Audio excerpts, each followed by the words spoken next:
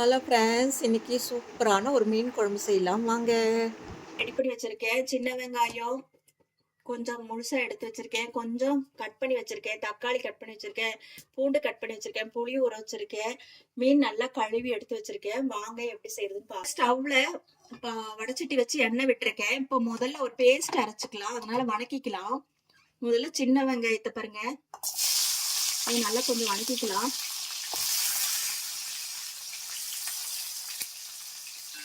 கழுவி இருக்கேன், அதனால கொஞ்சம் தண்ணியா இருக்கு, பார்த்து இது பண்ணுங்க.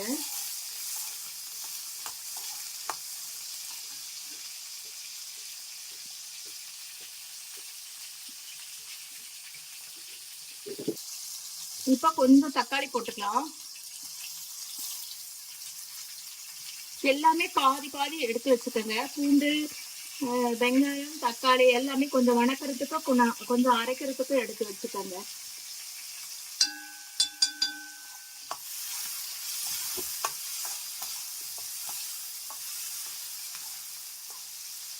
இந்த மாதிரி வணக்கி அரைச்சி செய்யும் போது உங்களுக்கு குழம்பு இன்னும் நல்லா டேஸ்ட் வரும். நான் ஏற்கனவே மீன் குழம்பு 2 முறை போட்டிருக்கேன். அது வேற மாதிரி இருக்கும், இது வேற மாதிரி இருக்கும். நீங்க உங்களுக்கு எந்த மாதிரி வேணுமோ அந்த மாதிரி செஞ்சுக்கோங்க. எல்லாமே ஓரளவுக்கு நல்லா டேஸ்டா தான் இருக்கும். இதுக்கு தேவையான அளவு நம்ம கொஞ்சம் உப்பு போட்டுக்கலாம்.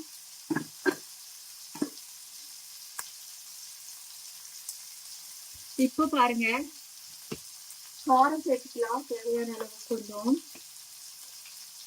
1 ஸ்பூன் மிளகாய்த்தூள் போட்டிருக்கேன்.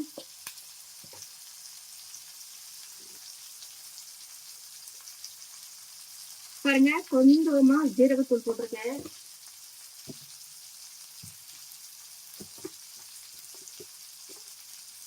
தனியா 1 ஸ்பூன் தனியாத்தூள், அதாவது மல்லித்தூள் போட்டிருக்கேன். நல்லா வணக்கலாம்.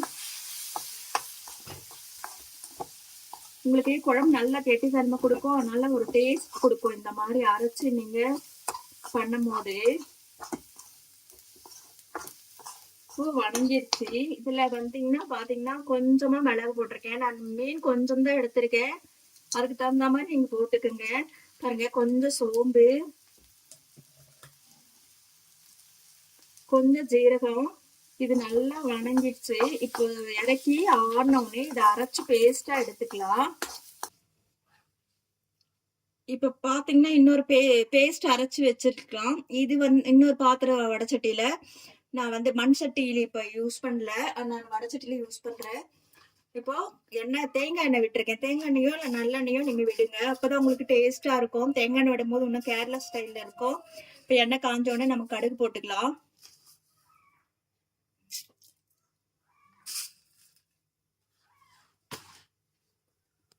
கடுகு பொரியுது, வெந்தயம் போட்டுக்கலாம். பாருங்க, வெந்தயம் பொரிஞ்சிச்சு. கொஞ்சம் பூண்டு வச்சிருக்கேன், அதையும் போட்டுக்கலாம். அப்புறம் நம்ம கொஞ்சம் வெங்காயம் எடுத்து வச்சிருக்கோம்ல, எல்லாத்தையும் ஒன்னா போட்டுக்கலாம்.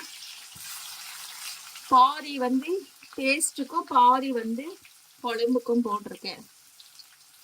நல்லா 2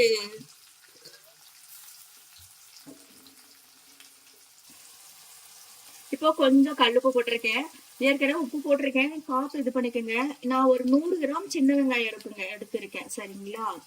ஒரு பெரிய வெங்காயத்தை, சின்ன பெரிய வெங்காயத்தை எடுத்திருக்கேன். உங்களுக்கு எவ்வளவு வேணுமோ, குழம்புக்கு நம்ம எவ்வளவு போடணும், எவ்வளவு வேணும், குழம்பு நிறைய வேணுமோ அதுக்கு தகுந்த மாதிரி நம்ம போட்டுக்கணும். என்னதான் நம்ம 1/2 கிலோ 1/4 கிலோனாலும் இவ்வளவு போடுனாலும் நம்ம குழம்புக்கு தண்ணியா வேணுமா கெட்டியா வேணுமான்றத பார்த்து நம்ம யூஸ் பண்ணிக்கணும். நல்லா வணங்கட்டும். இப்போ வணங்கிட்டு இருக்கு. 2 பச்சை மிளகா போட்டுக்கலாம். கட் பண்ணி போட வேண்டாம், சும்மா கீரி போட்டுருங்க. இப்ப தக்காளி சேர்த்துக்கலாம். தக்காளியும் நல்லா சுருள வணங்கட்டும். மூடி போட்டு கூட நம்ம வணக்கிக்கலாம். இப்போ வணங்கிட்டு இருக்கு. நம்ம கொஞ்சம் இப்போ மஞ்சத்தூள் போட்டுக்கலாம். இப்போ கொஞ்சம் கருவேப்பிலை போட்டுக்கலாம். இப்ப என்ன செய்யலாம், நம்ம அரைச்சு வச்சிருக்க அந்த பேஸ்ட் இதுல போட்டுக்கலாம். இப்போ பார்த்திருப்பீங்க எப்படி வணங்கி இருக்கு பாருங்க, சூப்பரா. இப்போ நாம அரைச்சு வச்ச பேஸ்ட போட்டுக்கலாம். இந்த பேஸ்டும் நல்லா வணங்கட்டும்.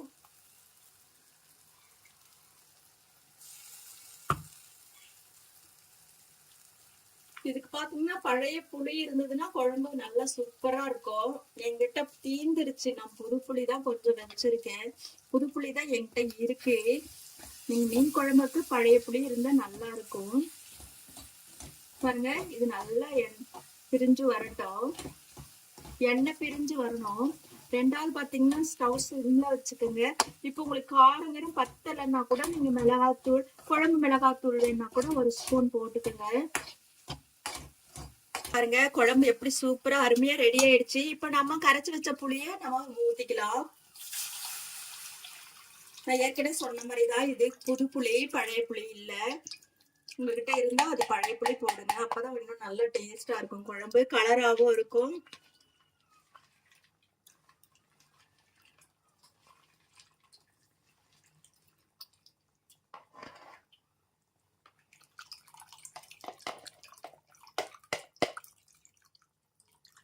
நான் பாருங்க, மிக்சில மிக்சி பேஸ்ட் அரைச்சேன் இல்லையா, அந்த இது கழுவி வச்சிருக்கேன். அதையே ஊத்திக்கிறேன்.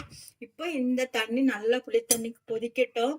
அப்புறமா நம்ம மீன் போட்டுக்கலாம். மூடி போட்டுக்கலாம். பாருங்க, குழம்பு எண்ணெய் பிரிஞ்சு வந்துட்டு இருக்கு. இந்த டைம்ல நாம மீன் போட்டுக்கலாம். இது சங்கரா மீனா?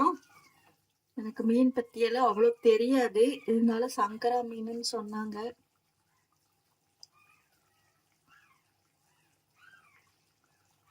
நல்லா மஞ்சத்தூள், தயிர்ல எல்லாம் போட்டு கழுவணும்னு வச்சுக்கோங்களேன், அந்த நீச்சு நாத்தமே வராதுங்க. கிளற வேண்டாம், அப்படியே வேகட்டும். ஒரு 5 நிமிஷம் கழிச்சு இறக்கிடலாம். பாருங்க, குழம்பு நல்லா ரெடி ஆயிடுச்சு. சூப்பரா தேங்காய் எண்ணெய் மணமா இருக்கு. மீன் நல்லா வெந்துருச்சு. இப்ப நம்ம மல்லித்தூள் மல்லித்தடைய போட்டுட்டு இறக்கிடலாம். அப்படியே லைட்